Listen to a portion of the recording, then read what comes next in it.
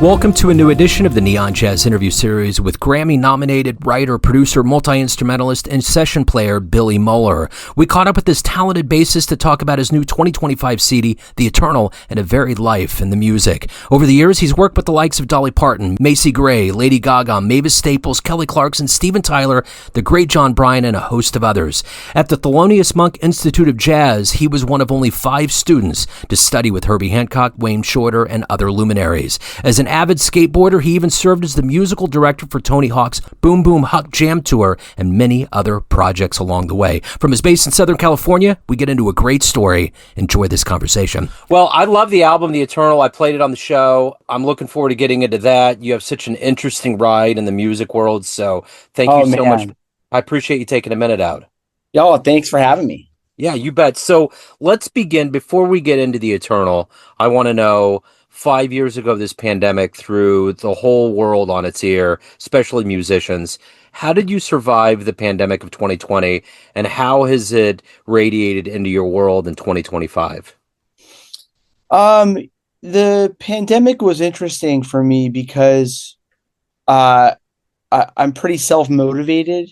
So it having, everything shut down and all of the things that we're supposed to be doing on a daily basis, everything just kind of shut down. So I was able to focus more on creating art, writing music, and all those things, like whether it's getting, running errands on a daily basis and things like that.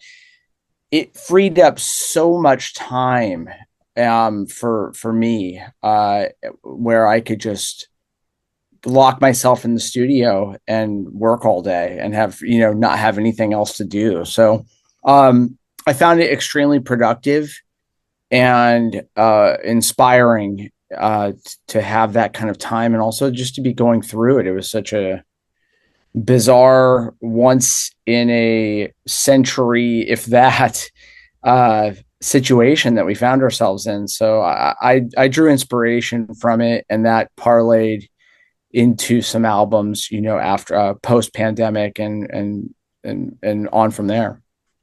So talk to me a little bit about The Eternal. What was kind of the overarching vision, and how does it feel? How does the actual end product feel for you? The Eternal was written out of, there had been some heavy loss in a very short amount of time in my family, and it had sparked just me looking inward. I never really had to think about death presented in this kind of way with my father, and then my uncle, who I was very close with, all within a matter of 6 months. And it was very shocking on both accounts. So I think the music was spawned from that, and I think I think we got there with it, with the band, the guys, Jeff Parker and Devin and Damian. They really, their interpretation of the music was just spot on, and I'm really happy with how it came out. So at the end of the day, what are you hoping the listener gets from this project? I hope they feel something, whatever that is that they feel, for the complete body of work, the album, or if there's a song, just I hope they listen to it and it makes them reflect or feel something. So take me back to your beginnings. How did the bass, how did jazz and all these multidisciplinaries, how did all this begin and take hold for you? I grew up in Laguna Beach, California, and at that time, it was a lot of studio musicians from Los Angeles had relocated down there, and there was just music everywhere in the town. My godfather's Bill Medley from the Righteous Brothers, and he was also down in that area. So I was always at, going to see him perform, or I'd stop by a studio session. This is well before I was actually thinking about playing an instrument. So it was always around, but not until maybe middle school did I realize that I could actually play an instrument. And from there, once I got a bass, I initially, it was always bass for me, for whatever reason. And I just was lucky to be in a very fertile community that was so supportive of the arts. And my childhood best friend is Nate Wood, who is been just a long, like my lifetime collaborator, and he's on my first three albums. And we just finished a tour of Europe in April, and so we've been playing since we were kids. So it was just a very supportive, incredible community to be a musician, artist in, and spawned a ton of musicians like Taylor Hawkins, formerly, Foo Fighters, is from there. And there's so many. I mean, the list goes on and on. There's dozens of people that have come out of Laguna Beach, probably because it is so supportive and so art forward. So I was very lucky to grow up there. So I gotta know, going to the Thelonious Monk Institute of Jazz, learning with Herbie and Wayne and those other, legendary cats, what was that like with your mind being so malleable and ready to take it in? How did they shape and form your conception of not only jazz but music? I what I got from them was their, first of all, their connection is just a friendship that was just incredibly powerful. Their love for each other radiated every time they were in the room together, and you could feel that. And I think if there was one thing that I took from being around them, is just their energy, their willingness to be open to the moment, and uh, to also be able to curate a moment, to be able to maybe put things off kilter a little bit. So you're approaching something from a different angle. So it's not, maybe you sound check one way, but how can we do it differently at the show? We already played it like that at sound check. So things like that, where you're just accepting of a moment, but also being willing to create a moment, and just an overall warmness, a trust. I mean, like when you were around those guys, um, you felt that they have your back. There's a trust there, and that makes everybody around them rise to a level that is, yeah, it's extraordinary being around them. They're just, it's kind of a magical feeling that I think anybody that's been around any of these greats, you can take away what you want. But with Wayne and Herbie specifically, it's their energy, their positivity, and their willingness to be open to a new moment. So, as an avid skateboarder, I'm curious how that world has fed into your creativity. How is, you know, that being a passion and a love of yours, how is Yeah. that translated into the way that you make and conceive music? It's funny that you bring that up, because I took a pretty long hiatus from skateboarding over the past couple of years, and I started skateboarding again like 2 weeks ago. So Nice. it's perfect timing. For me, I think it has to do with the improvisational aspect of skateboarding. I grew up street skating. I didn't really skate a lot of skate parks, so everything was about street, finding obstacles, handrails, staircases, curbs, and improvising, and just finding a line, finding some new way to approach something. And to me, it directly hits the same part of the brain as improvisation. Whether you're skateboarding down a sidewalk and you have to figure out what you're going to do and how you're going to make these obstacles work, or you're in the middle of a song and you have to figure out how to make those obstacles work. It's the same thought process of improvisation. So yeah, they're one and the same for me. I'm 52, so kind of one of the big moments of my music formation was that grunge era, and there was Yeah, no one better than the Smashing Pumpkins and cats like them. yeah. And what I've realized being in the jazz world is a lot of those guys had such a jazz backbone, like Jimmy Chamberlain did. Mhm. And like Aaron from the Spin Doctors and cats like that. Mhm. What was it? What has it been like to create music with Jimmy, with having that history of being in this iconic rock band, but he's really a jazz guy in his soul. Well, a funny backstory on that. So when I met Jimmy and Billy, um, I had no resume at the time, but I was meeting them for a possible audition for a new project they were starting. So on my resume, I put performed with Clark Terry, Jimmy Heath, Wayne Shorter, Herbie Hancock, Billy Childs. I put all these names. I had no credibility in the rock world. So I thought I wasn't even going to get through the door. I walk in the interview and I must have been in there an hour. We talked. They were so stoked to talk about all of these guys, Jimmy, Clark, Wayne, Herbie, all of them. They knew all of their records. They were just the biggest fans. And that was really a shocking and exciting moment for me as a young musician, realizing how connected we all are.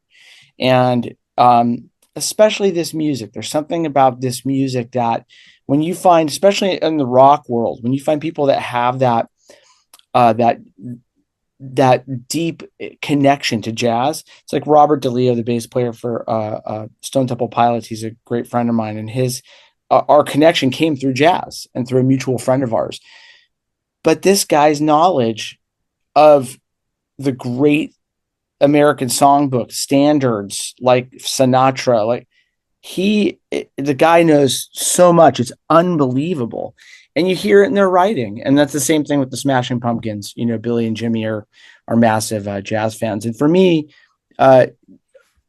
Chamberlain and I, our connection is so deep because we shared not only a love for jazz, but so much of the same jazz, the same records, musicians that we admired. It really, we kind of like checked all those boxes. And so, like anybody, when you find your people, you find your people. It's all like-minded, whether it's skateboarding, surfing, or music.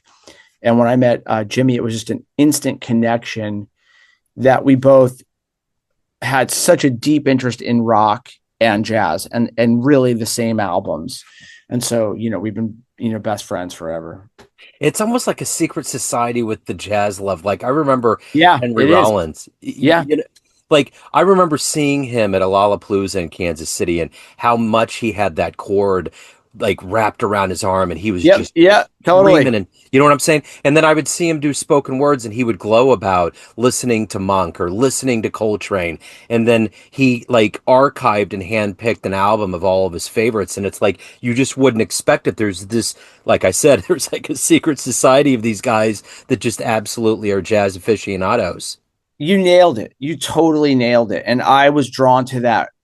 Even as young as middle school, high school, I was drawn to that. I remember a band Helmet had come out, Yeah. and I remember the guitar player was like, "Oh, he went to jazz school in New York. You can hear it in the chords and in the song structure." And I remember it was always this thing. Another band called Cynic, which was like a death metal band. Oh, these guys all went to jazz school. They're like these secret jazzers, and it was always so intriguing. Or Living Color, Vernon Reed, so yeah, you totally nailed that. It totally is a secret society. Well, and the other thing too, that whenever I talk to people that aren't necessarily in the jazz world, they're like, what are musicians like? I'm like, they're the nicest humans I've ever run into on the planet. When I look and you faction out human beings that exist on this planet, overwhelmingly, like the jazz community, and especially the higher up you go, they're the most humble, kind, ready to pass this Yes. craft on to the next generation. They're amazing people. Yeah, I would agree with that. And I think it comes down to a dedication to a craft in any field you're in, but especially in jazz, people are just so dedicated to it. You'll finish a gig and you might end up going back to your hotel room and practicing for an hour. You wake up the next day and you might shed for a couple hours in your hotel before you go, to the venue. And there's such a dedication to it. It's not just a performance on the stage. It's a lifelong quest for a sound and chasing that sound. And I think there's something so it's just an incredible genre of music, and I totally agree with you that it does it has an incredible group of people that are within the community, and it is so connected. And you see that when you're on the road and you bump into friends, and it's just the camaraderie is next level.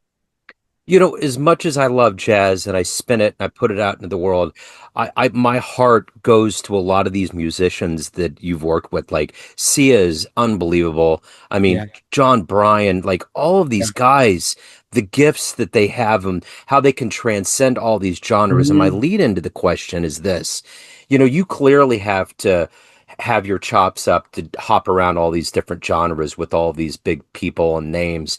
How do you continue to keep yourself at a point where if you get that phone call, you hop in there and it's seamless? I just think it's about being curious. Um, I'm so in love with music, and doesn't matter what instrument. I just every day I wake up and I think about it. I go to bed thinking about it.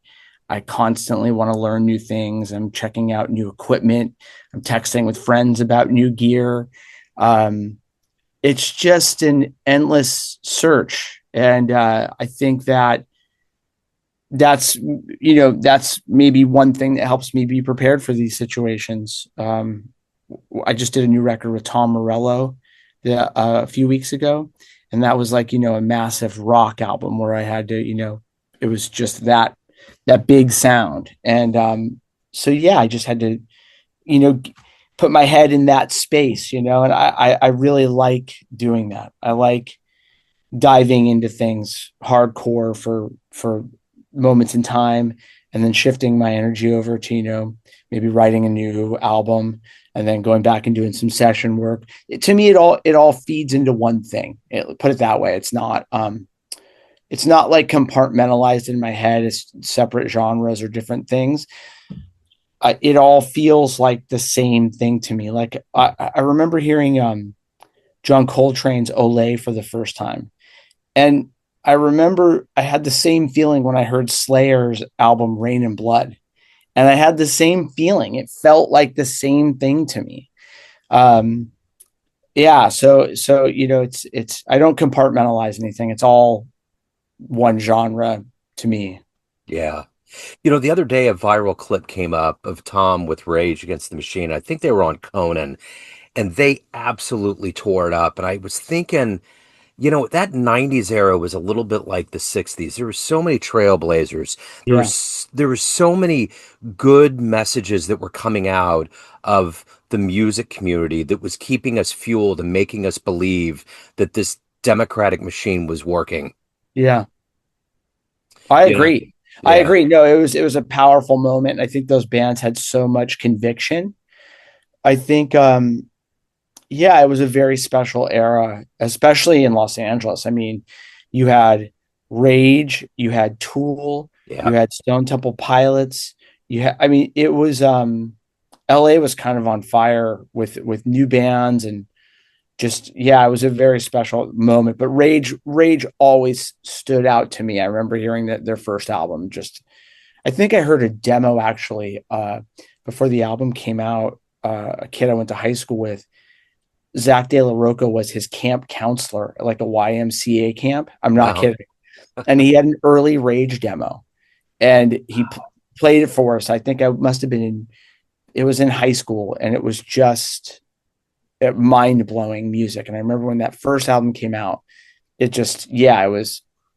I mean, if you think about how profound that band is, they had a rapper with like a heavy band, and that could go so wrong, Yeah.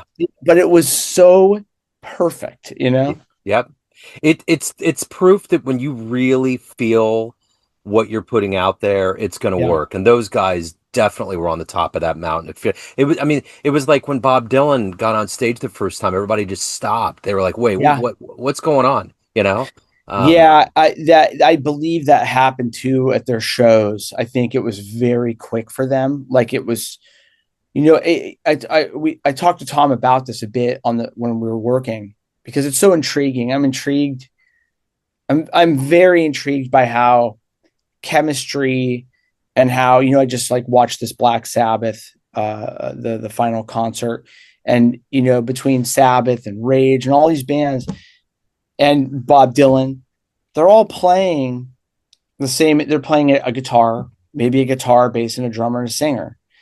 But what is it that makes this magic? How does that happen where this, because you replace one of those people in Rage and maybe it wouldn't have been Rage. It wouldn't have been, who knows what it would have been. But with that chemistry of those four guys, and it's so bizarre how, especially Zach being a rapper, that it just connected and it hit. I always think about that because I'm so intrigued by how, and I've been around it enough to where I see it, and I've been a part of things that get that spark, and they go, and maybe you sell millions of albums, or maybe you're an influential artist. But I've seen it on so many levels that I can't help but just, I'm still in awe of it, because you can't sell it, you can't bottle it, you can't, like, but at the same time, it's as simple as four people or one person with a guitar, a voice, and a message.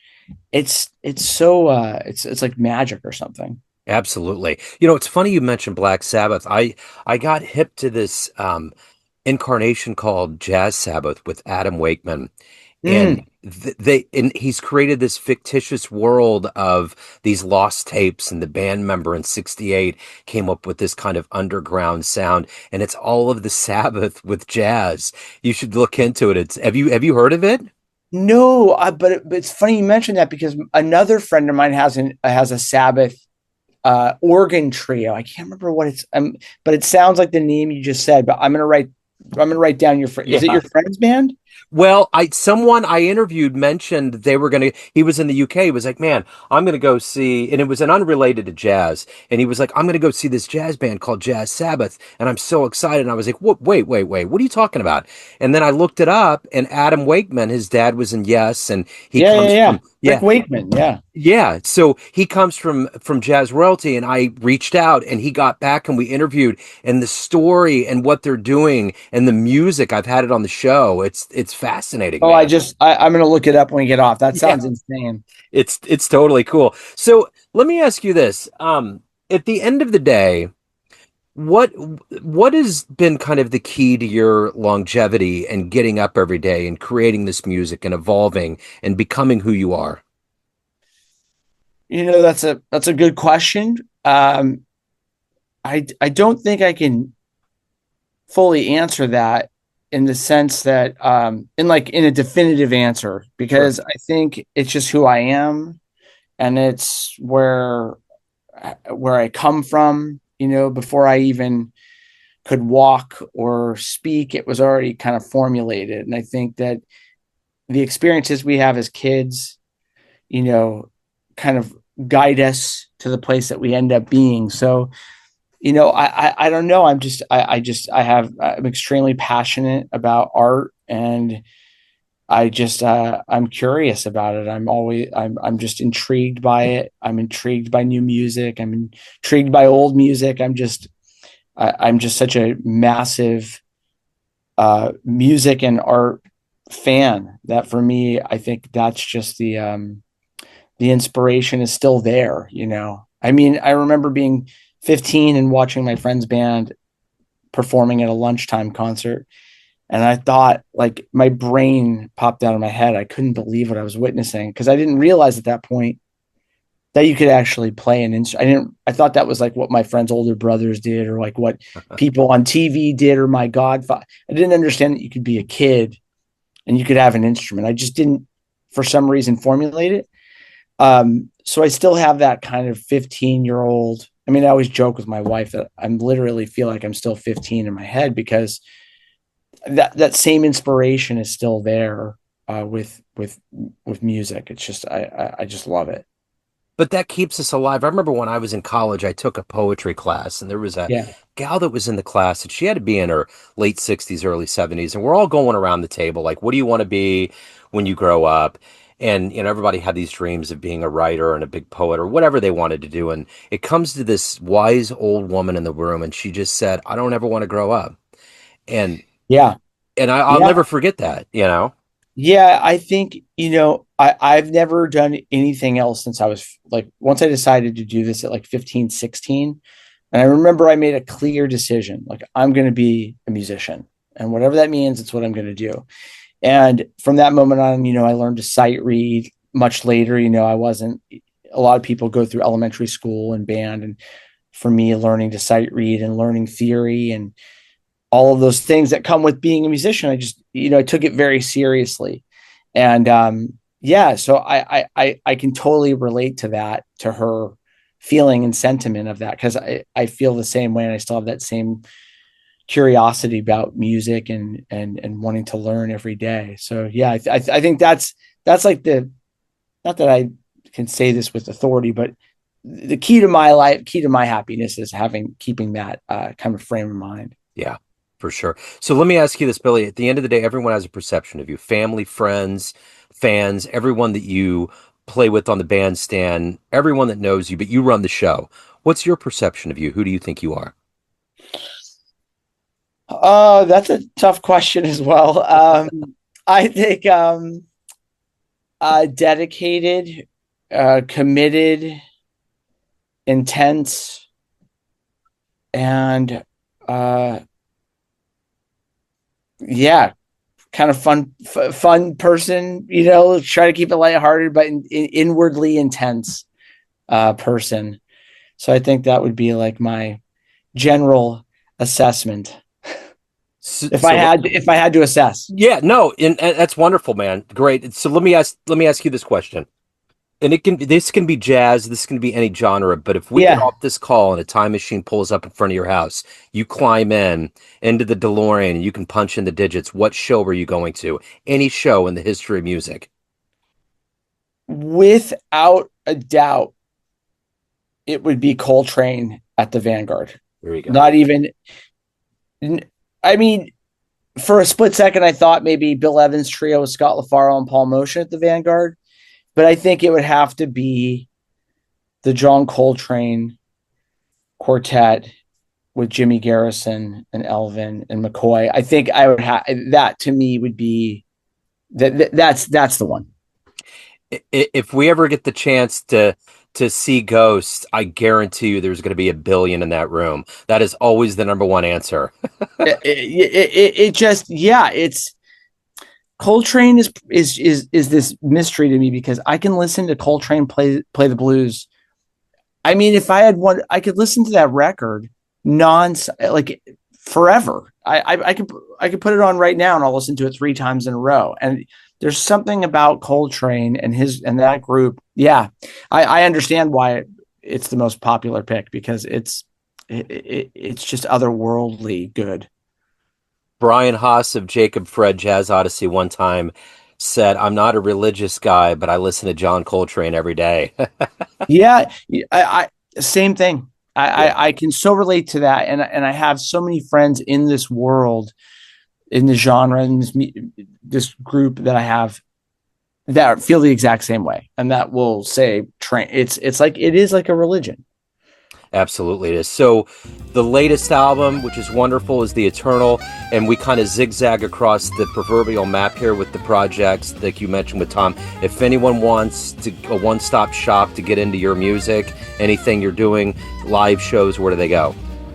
They can go to billymohler.com. It's probably the best spot. I do keep it updated. I'm also on Instagram at Mohlerific. That's my handle on Instagram, and that's that's the most up to date with shows and tours. So those are the 2 spots to check out. Right on. I will put that in the show notes. Billy, this has been absolutely wonderful, man. Thank you so much for your story. Thank you for just talking about the album. This has been wonderful. I appreciate it, man. And Joe, thanks for having me. Really appreciate it. Thanks for listening and tuning in to another Neon Jazz interview, where we give you a bit of insight into the finest players and minds in LA, New York City, Kansas City, and spots all over the world, giving fans all that jazz. Thanks to Billy for his time, energy, and story. If you want to hear more Neon Jazz interviews, you can find us on Spotify and Apple Podcasts. Subscribe to us at YouTube, and for everything Neon Jazz, go to the neonjazz.blogspot.com. Until next time, enjoy the jazz, my friends.